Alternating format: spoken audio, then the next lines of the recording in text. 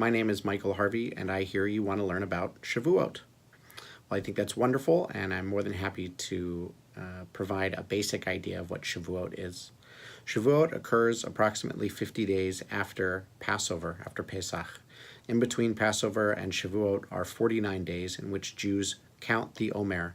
Counting the Omer, which is originally an agricultural idea. Omer is a agricultural measurement, but now it's a time of reflection between Passover and Shavuot.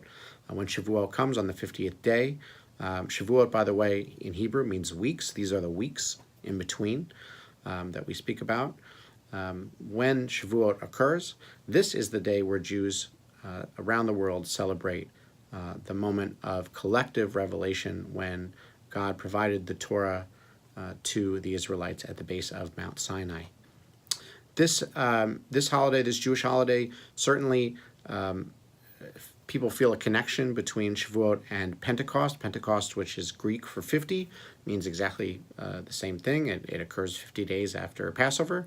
And I'm aware that in the book of Acts, the followers of Jesus celebrate this holiday of Shavuot, so it occurs in the New Testament, and I think that's wonderful. However, in terms of Shavuot and Pentecost, Pentecost has the Christian ideology of the Holy Spirit and those sort of things. Shavuot, of course, without any Christian ideology, does not have any of those moments. Shavuot, from a Jewish perspective, is a celebration of the moment that God chose the Jewish people to be given the Torah, an act of love from God. In Judaism, that is how God shows love to the Jewish people, by providing the laws and the precepts that make us a moral people, which make us followers of the Torah. And Shavuot is an expression of that, a celebration of that gift of love from God. It's also a remembrance that every Jew stood at the base of Mount Sinai. There's this idea that all of us were there. The millions of the Jews throughout the generations, symbolically, we're all there at the base of Mount Sinai receiving the Torah, connecting us from generation to generation. The moment when God whispered the words of the Torah into Moses' ear, and then Moses presented it to the people. In celebration of Shavuot, there's a couple of ways. Most importantly, it's a time to study. Because the Torah is so intricate and there's so much to be found in it, to say nothing of the other rabbinic texts and commentaries and things like that, Shavuot, which celebrates the moment we receive the text, is a time to study it. So traditionally, Jews will sometimes study for hours and hours at a time on Shavuot.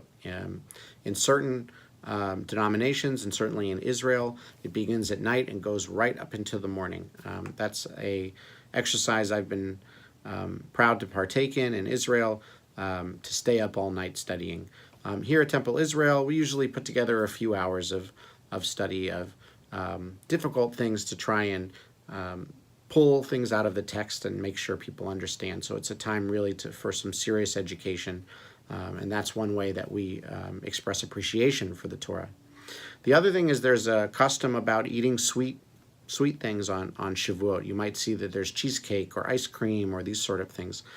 This comes from two customs. It's not necessarily anything based on Jewish law. It's customs, the idea that the Torah is sweet, that learning from the Torah is a sweetness. Actually, the rabbis, when they were teaching children how to read Torah back in the day, they would actually give them a spoonful of honey as well, so that they could remember and associate studying Torah with sweetness. So that's sort of an expression of that. The other is the idea of milk and cheese, and that sort of imagery expresses the idea of a nursing mother, that God nurses the Jewish people and provides substance for the Jewish people through the Torah. Really beautiful ideas of maternal watching over us and providing for us. So that's really what Shavuot is about. In the great scheme of things, it is a relatively minor holiday. But it is one that we all celebrate and appreciate, whether we believe that the Torah came down from Sinai or whether we believe it was a literary composition. Shavuot is a moment to reflect upon the gift of the Torah that the Jews have, whether a gift from God or a gift for the Jewish people being built through literature.